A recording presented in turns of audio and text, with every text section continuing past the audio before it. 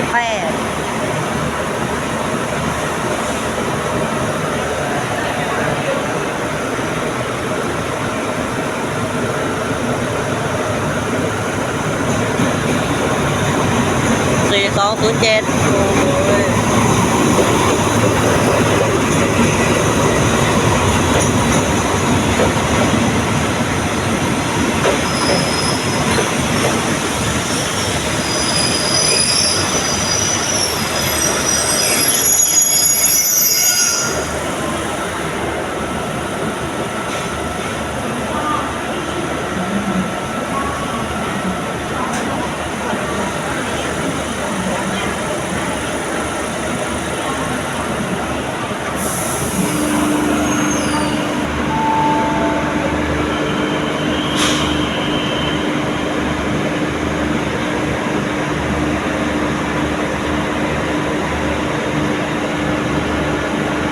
เคลื่อนขบวนออกแล้วครับเคลื่อนแล้ว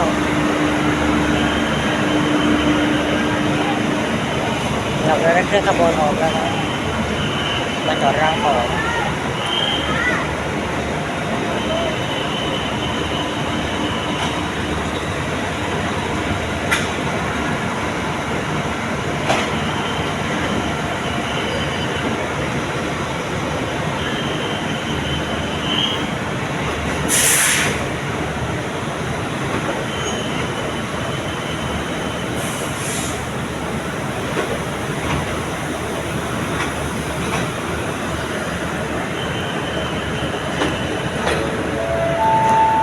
บริการโดยชาติโดยต่อเที่ยวคณะที่3เป็นรถส่วนพิเศษดีเดียวราคาประกาศที่44นำส่งผู้โดยสารจากสถานีสุราษฎร์ธานีไปทางในกรุงเทพมหานครจากโรงแรมวันนี้ออกจากสถานีสุราษฎร์ธานีเวลา 18:25 น.สำหรับผู้โดยสารที่โดยสารเป็นที่มาแล้วโปรดนำสิ่งของของรักของท่านที่การที่ภายในขบวนรถเมล์ที่ขบวนเลยค่ะบริการโดยชาติโดยต่อเที่ยวคณะที่3เป็นรถพิเศษดีเดียวราคาประกาศที่44นำส่งผู้โดยสารจากสถานีสุราษฎร์ธานีไปทางสถานีกรุงเทพมหานครผ่านเวลาวันนี้ออกจากสถานีสุราษฎร์ธานีเวลา 18:25 น.ผู้โดยสารที่โดยสารเป็นที่มาแล้วโปรดนำสิ่งของของรักของท่านซึ่งจากท่านภายในขบวนรถเมล์ที่เรียบร้อยเลยค่ะขอบคุณค่ะ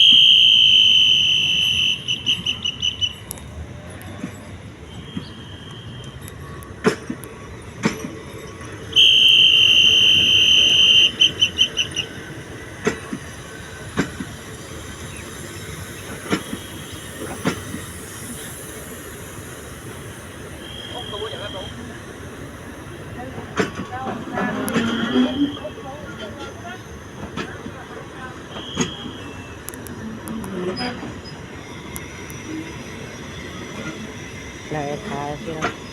เป็น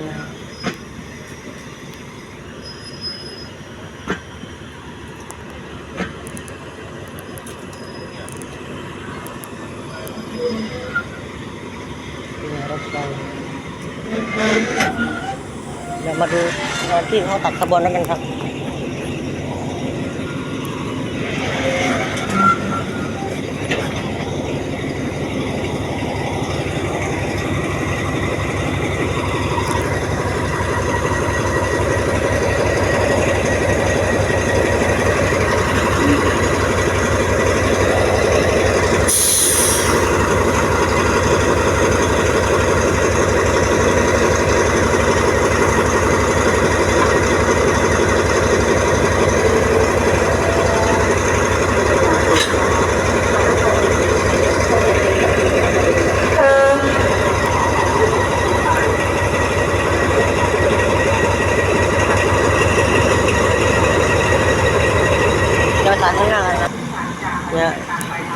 แล้วต้อม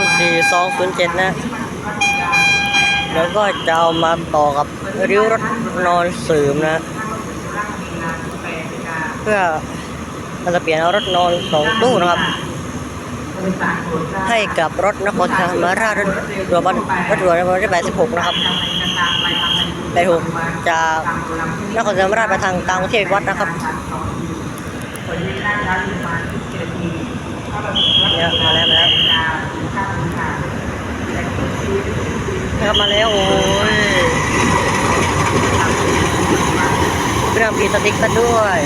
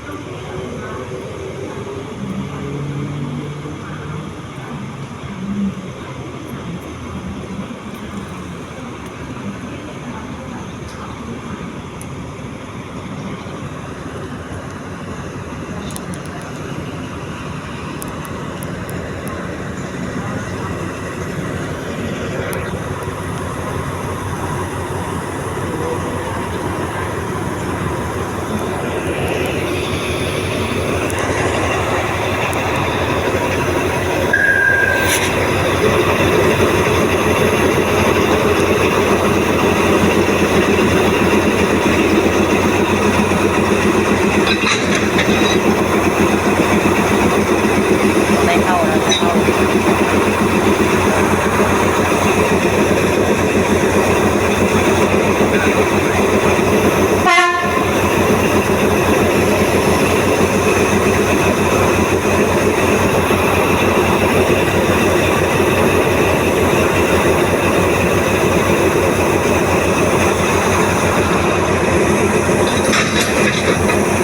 แล้วเสร็จภารกิจ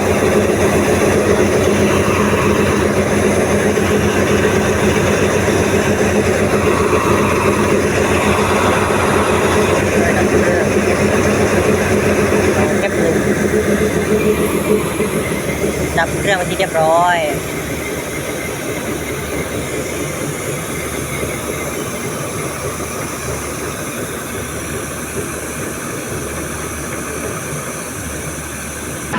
มาจบแล้ว ออกจากสถานีสุราษฎร์ธานีแล้วผ่าน เนี่ยถ่ายรถไฟใหญ่ หลังจากนี้เมื่อออกจากสถานีสุราษฎร์ธานีไปแล้วที่เราผู้โดยสารจากชายาท่าชนะจะเลยเป็นทางต่อไปกระดับสาย ไม่ทันนะครับ สถานีสุราษฎร์ธานีโครงการไทยในประเทศไทยของ ไทยไม่ได้ ทางที่ได้มาการเดินทางต่อมาตรการเดินทาง ยังหวังยังมีหวังนะยังมีหวังถ่ายทัน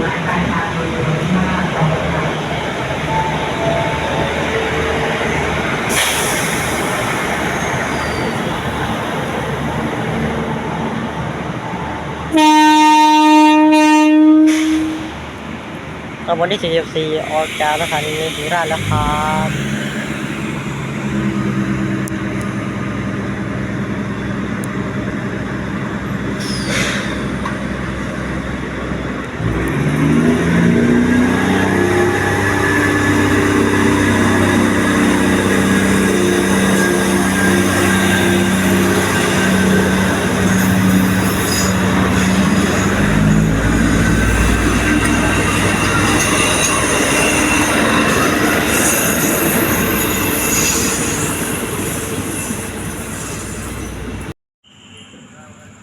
อ171นะครับอะไรก็ได้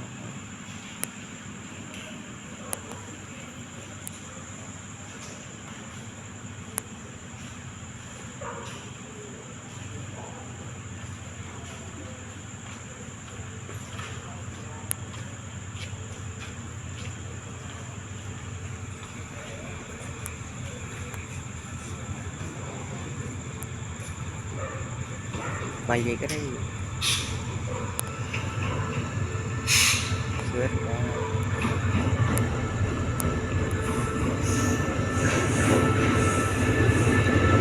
5242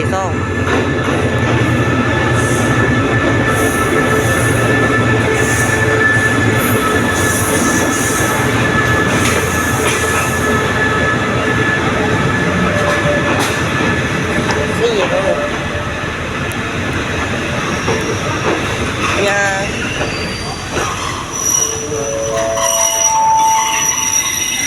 ที่ดินธานีสุราษฎร์ธานีที่ดินธานีสุราษฎร์ธานีขออนุญาตได้โอกาสขบวนรถพลเรือนสิ่ง ยายไม่ยาย ขับรถโดยสารโซนมันเด็กได้เข้าเวลาบนรถเดี๋ยวนี้จะนึกออกแล้วแต่ผมก็ได้สารจากไปออกก้อนน้ำต้องดีนะไปทางธานีเจนโกโลโดยต่อที่เป็นการจราที่หนองจากธานีสุราษฎร์ธานีค่ะขบวนรถเป็นข้อจากธานีสุราษฎร์ธานีไปแล้วเดี๋ยวผมก็ได้สารที่ธานีนาซา แต่ว่าเป็นอาสานี่เดี๋ยว10 ปีดู ส่งเป็นธานีไปตลอดกาลธานีสุราษฎร์ธานีในการการรถไฟในประเทศไทย ก็ใช้เลยยาย เดี๋ยวช่างให้ไปจัดดีวันนู้นก็ไม่รู้ไม่ได้โจทย์ เขาปิดอยู่ไม่เปิดที่เปิดก็ดูแลด้วย ตาคอยมาแล้วเนี่ยเขาเปิดแล้ว ทำให้การทุกท่านจะดังสู่จุดหมายปลายทางโดยสวัสดิภาพของทุกท่าน ถ้ามันมีตังค์โง่ตังค์มันมีที่พี่น้องกินนุ่ม ห้าไม่ได้เราจะเอาอะไรบ้าง ไปเลย เพื่อความปลอดภัยโปรดอย่าชะโงกหรือยื่นอวัยวะส่วนในอำนาจตัวรถขณะขบวนรถวิ่งท่านอาจจะได้รับอันตราย ไปก้อนยายเราไปก้อนยายไม่ต้องรีบ For your own safety, do not remove any part of your body outside the train during boarding. Thank you.